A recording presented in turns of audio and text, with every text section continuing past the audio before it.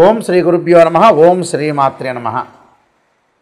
November 10వ తారీఖు నుండి 23వ తారీఖు రాత్రి 8:06 వరకు కూడా బుధగ్రహము వృశ్చిక రాశిలో వక్రస్థితిలో ఉంటాడు.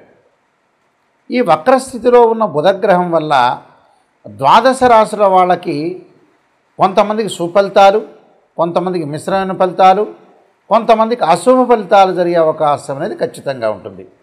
సాధారణంగా ఇవన్నీ కూడా గోచారీత్యా చెప్పబడే ఫలితాలు, జన్మ జాతకాన్ని అనగా బర్త్ చార్ట్ని అనుసరించే ఫలితాలు అనేవి కావు.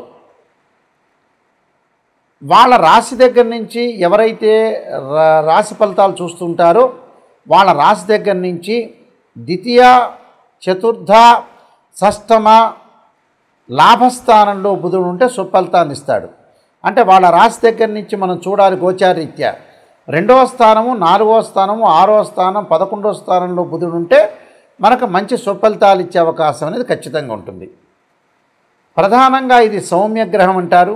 బుధుడు గణిత శాస్త్రానికి, వ్యాపారానికి, శిల్పకళలకి, అంటే వృత్తి వ్యాపార రంగాల్లో వాళ్ళందరికీ కూడా బుధగ్రహం అనేది అనుకూలంగా ఉండాలని శాస్త్రం చెప్పబడింది. అంటే ఎందుకంటే బుధుడు యొక్క మనం కారకత్వాలను కూడా మనం పరిశీలన చేస్తే వ్యాపారం ఒకటి, అలానే గ్రంథ రచనలు, బిజినెస్ పరంగా ఎలా డెవలప్మెంట్ చెందాలి, బుధుడు బుద్ధి కారకుడు అంటాడు. అందువల్లే బుధారిష్టేతు సంప్రాప్తే బుధ పూజాంచకారయేత్ బుధ ధ్యానం ప్రవక్ష్యామి బుద్ధి పీడోపశాంతే అంటారు. అంటే బ్రెయిన్ మెచ్యూరిటీ లెవెల్స్ పెరగటం ఒకటి, అలానే వ్యాపార రంగంలో కానీ, అంటే చిరు వ్యాపారం అనుకోవచ్చు, పెద్ద వ్యాపారాలు అనుకోవచ్చు, మధ్య రకమైన వ్యాపారాలు, అలానే కామర్స్ సబ్జెక్టు, అలానే గణిత శాస్త్రానికి సంబంధించిన విషయాలు, వివేకము, ఆలోచన, బుద్ధి, సమయస్ఫూర్తి, లౌకికము, ఇలాంటివన్నీ కూడా ఏర్పడేది ఏంటంటే బుధుడితోనే ఏర్పడతాయి. అంటే బుధుడి యొక్క కారకత్వాల్లో ఇలాంటివన్నీ కూడా మనకి ఉన్నాయి. అందువల్ల బుధుడు ఎలా ఉండబోతున్నాడు ద్వాదశ రాశుల యొక్క ఫలితాల్లో బుధుడు ఏదైతే నవంబర్ 10వ తారీఖు నుంచి 23వ తారీఖు వరకు రమారమి 13 రోజుల పాటు బుధగ్రహం అనేది ఏ విధంగా ఉందో మనం తెలుసుకోవాలి.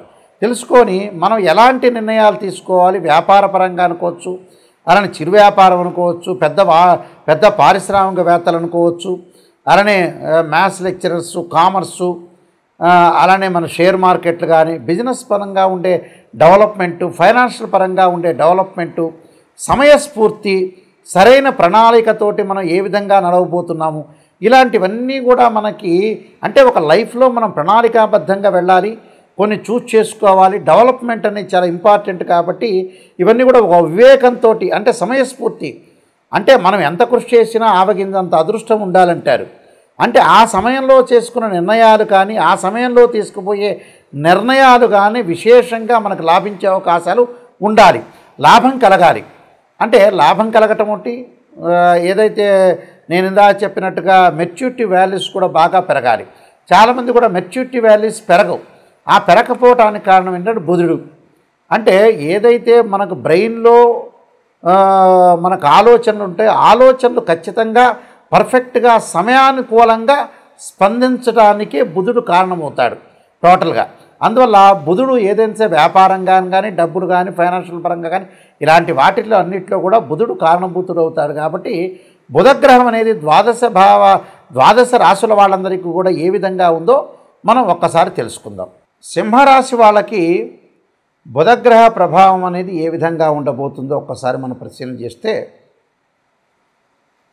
ప్రధానంగా మన శ్లోకరూపంగా చూసుకుంటే అర్ధః నిర్భూహ, అంటే అర్ధః నిర్భూప అంటారు.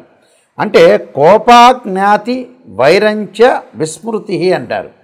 అంటే ధన నష్టం కాకుండా చూసుకోవాలి, డబ్బులు ఎవరికి పడితే వాళ్ళకి ఇవ్వకూడదు, పై ఆఫీసర్ల విషయంలో కొంత జాగ్రత్త ఉండాలి, వ్యాపార భాగస్వామ్యంతో కూడా తొందరపడి ఎవరిని నమ్మకూడదు, బంధుమిత్రులతోటి కానీ, అన్నదమ్ములతోటి కానీ విరోధ భావాలు పెట్టుకోకూడదు అని అర్థం.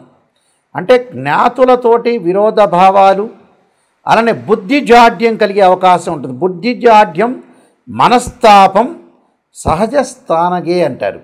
అంటే ఏదైతే మనోవిచారం కానీ, బుద్ధి కానీ, ఇలాంటి విషయాల్లో బంధుమిత్రులతో గొడవలు కానీ ఇలాంటివన్నీ కూడా పెట్టుకోకుండా చాలా జాగ్రత్తగా ఉండాలి. శరీరం మీద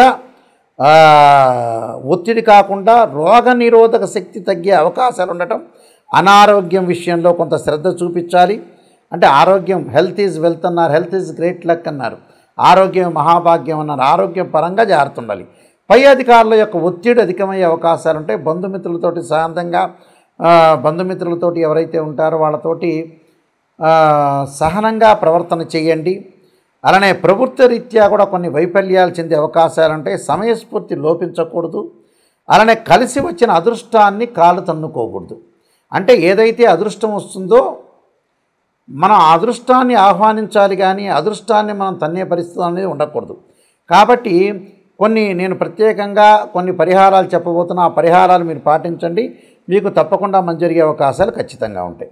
ముఖ్యంగా ప్రధానంగా ఈ రాశి వాళ్ళందరూ కూడా బుధగ్రహం యొక్క మనకి అనుకూలత అనేది చాలా ముఖ్యం. అంటే బుధుడు బాగుంటే మనం అన్ని రంగాల్లో అభివృద్ధి చెందే అవకాశాలు ఎక్కువగా ఉంటాయి.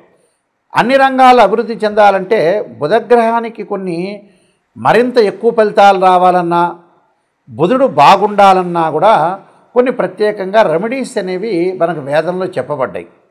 ఆ వేదంలో చెప్పబడే రెమెడీస్లో ముఖ్యంగా మనకి వ్యాపార రంగంలో ఆర్థిక పరంగా కొన్ని సమస్యలు వస్తున్నాయంటే ఖచ్చితంగా బుధుడికి అధిదేవత, ప్రత్యదేవత, అధిష్టాన దేవత, అంతరిక్ష దేవతలు ఉంటాయి. ప్రతి గ్రహానికి అధిదేవత ఉంటుంది, ప్రత్యదేవత ఉంటుంది, అధిష్టాన దేవతలు ఉంటాయి, అంతరిక్ష దేవతలు కూడా ఉంటాయి. అయితే బుధుడికి మనం ప్రత్యేకంగా రెమెడీస్లో ముఖ్యంగా వ్యాపారపరంగా కానీ ధనపరంగా కానీ అభివృద్ధి చెందాలి అంటే ఖచ్చితంగా విష్ణు సహస్రనామం పాలన చేయాలి. ఓం నమో నారాయణాయ నమః అనే అష్టాక్షరి మంత్రాన్ని కూడా చదువుకోవాలి. అంటే విష్ణుమూర్తి యొక్క ఆరాధన చేయటం చాలా మంచిది. అలానే బుధవారం రోజున ప్రత్యేకంగా నవగ్రహాల యొక్క ప్రదర్శన చేయటం, బుధుడికి ప్రీతికరమైన పెసలు దానం చేయటం, అలానే ఏదన్నా సరే పెసరపప్పుతో చేసిన వంటకాన్ని ఏదైనా మనకు దగ్గరలో ఉన్న దేవాలయంలోకి ఇచ్చి ప్రధాన అర్చకులకి ఇచ్చిన తర్వాత భక్తులందరికీ కూడా వితరణ చేయాలి. అంటే ఏదైనా సరే ఒక పెసరపప్పుతో చేసిన వంటకం, అలాంటి వంటకాన్ని మనం చూసుకొని చక్కగా భక్తులందరికీ కూడా దేవుడి యొక్క నైవేద్యం పెట్టి అందరికి కూడా వితరణ చేయటం ఒకటి. బుధవారం రోజున ముఖ్యంగా పెసలు దానం చేయాలి. పెసలు, ఆకుపచ్చని వస్త్రము, ఆకుపచ్చని పూలు, అంటే గ్రీన్ కలర్లో ఏదైతే ఉంటుందో అవి దానం చేయటం చాలా మంచిది. చేయటం వల్ల బుధుడి యొక్క దోషం పోయే అవకాశం అనేది ఖచ్చితంగా ఉంటుంది. అలానే మనకి బుధుడికి సంబంధించిన కొన్ని నక్షత్రాలు ఉంటాయి. ఆ నక్షత్రాల్లో కూడా మనం దానం చేయొచ్చు. ఆ నక్షత్రాలు ఏమిటి అని అంటే ప్రధానంగా జ్యేష్ఠ నక్షత్రము, రేవతి నక్షత్రము, అలానే ఆశ్లేష నక్షత్రం. అంటే ఆశ్లేష, జ్యేష్ఠ, రేవతి నక్షత్రాల్లో కూడా చక్కగా మీరు నవగ్రహాల యొక్క ప్రదర్శన చేయొచ్చు, దానం చేయొచ్చు. పెసలు కూడా నైవేద్యం పెట్టి భక్తులందరూ కూడా వితరణ చేయొచ్చు. అంటే భక్తులందరూ కూడా పంచాలని అర్థం. బుధుడికి ప్రత్యేకంగా నేను చెప్పిన నక్షత్రాల్లో కానీ బుధవారంలో కానీ, ఇంకా బుధవారం ఆశ్లేష కానీ, బుధవారం రేవతి కానీ, బుధవారం జ్యేష్ఠ నక్షత్రం కానీ కలిసి వస్తే ఆ రోజున బుధుడికి అభిషేకం చేయటం చాలా మంచిది. ఎలా చేయాలి బుధుడి కంటే బుధుడి యొక్క మూలమంత్రాలు ఉంటాయి. ఆ మూలమంత్రాలు అధిదేవత, ప్రత్యదేవత, బుధుడి యొక్క గాయత్రి మంత్రాలతో అభిషేకమే కాకుండా బుధుడికి పురుషోక్తంతో కూడా అభిషేకం చేయొచ్చు. అంటే పాలు, పెరుగు, తేనె, నెయ్యి, చక్కెర అంటే పంచదార, పండ్ల రసం, చెరుకు రసంతో చేస్తే అభిషేకం చేస్తే బుధుడి వల్ల మనకి మంచి మేలు జరిగే అవకాశం ఉంటుంది. వ్యాపార అభివృద్ధి కలిగే అవకాశాలు ఎక్కువ ఉంటాయి. ధనం కలిసి వచ్చే అవకాశం కూడా ఖచ్చితంగా ఉంటుంది. అదే రోజున బుధవారం ఆశ్లేష, జ్యేష్ఠ, రేవతి నక్షత్రం రోజున మీరు ఇంటి దగ్గర ఒక మంత్రాన్ని చదువుకోవటం చాలా మంచిది. ఆ మంత్రం ఏమిటి అని అంటే ఓం నమో నారాయణాయ నమః అనే మంత్రంతో పాటు ఓం యక్షాయ కుబేరాయ వైశ్రవణాయ ధనధాన్యాధిపతే ధనం ధాన్యం సమృద్ధిమే దేహిమే దాపై స్వాహ అనే మంత్రాన్ని కూడా, కుబేర మంత్రాన్ని చదవటం వల్ల కూడా మీకు మంచి జరిగే అవకాశం అనేది ఖచ్చితంగా ఉంటుంది.